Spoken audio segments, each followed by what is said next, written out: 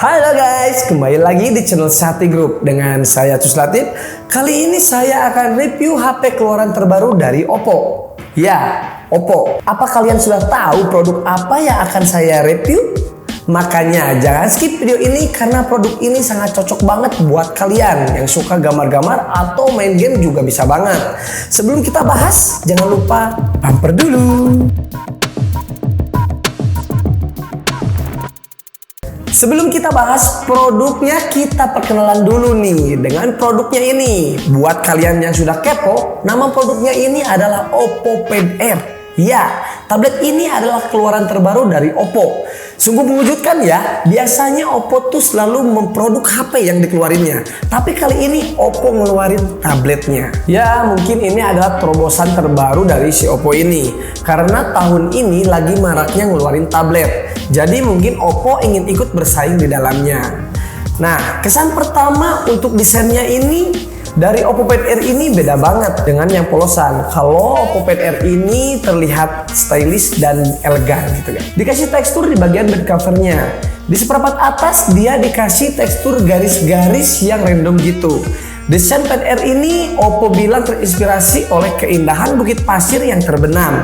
Gak tahu nyambung dari mananya ya. Kalau ngomongin warna masih nyambung ya, tapi Oppo Pad Air ini hanya punya satu warna saja, yaitu abu-abu, gak ada yang lain. Tapi menurut saya agak kurang nyambung juga sih. Untuk sisa bodi tabletnya punya tekstur yang mulus aja.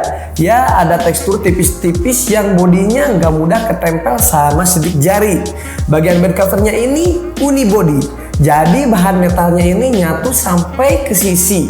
Jadi di bagian sudutnya ini nggak ada potongan kasar sama sekali. Dan untuk ukuran dimensinya ini tipis di bawah 7 mm. Dan beratnya juga nggak terlalu, hanya di 440 gram saja. Buat dipegang pun nyaman, berasa premium solid. Untuk di bagian sisi kanan ini terdapat dua tombol volume, dual mikrofon, sama slot micro SD yang nggak ada slot SIM cardnya karena koneksinya ini WiFi only. Di bagian atas terdapat tombol power sama dual lubang speaker plus ada branding Dolby Atmos-nya. Nah, dan di bagian kiri kosong polosan, dan di bagian bawahnya ini ada lubang Type-C dan dua lubang speaker yang bikin jadi sistem speakernya ini stereo quad speaker. Dan suaranya ini bagus banget di kalangan tablet mid-range lainnya. Buat suaranya ini top banget deh. Dan kalian juga bisa atur di Dolby Atmos sesuai dengan keinginan kalian. Untuk sistemnya ini Oppo masih menggunakan sistem Color OS, cuman agak dikostum sedikit biar lebih cocok dengan layar yang lebih gede. Dan untuk feel-nya juga hampir mirip dengan di HP Oppo. Ikonnya pun sama buat lihat shortcut. Kalau swipe atas juga berasa sama, tinggal penyesuaian sedikit aja. Contohnya pengen lihat notif di bagian landscape, tinggal swipe di bagian mana saja. Di kiri dia akan muncul, di tengah atau di kanan pun juga dia akan muncul. Untuk layarnya IPS LCD dengan ukuran 10,36 inch. Rasio layarnya 83,5% dan resolusinya 2000 x 1200.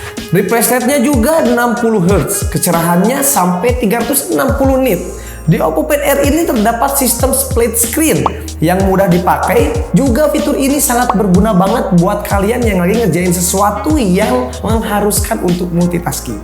Caranya gampang banget, tinggal swipe maka aplikasi yang aktif akan minggir dulu ke samping.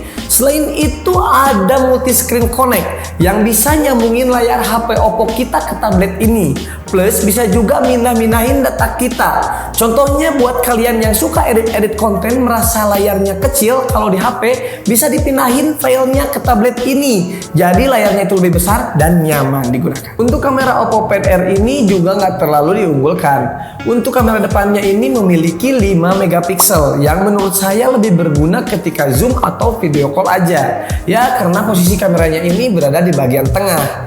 Dan untuk kamera belakangnya juga nggak terlalu menonjol, hanya memiliki 8 megapiksel saja. Buat dokumentasi biasa sih masih oke.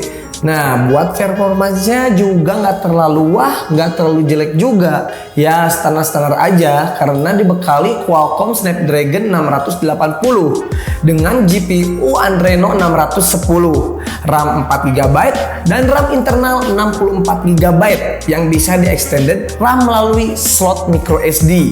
Dipakai ML juga masih nyaman, Genshin Impact pun juga masih oke.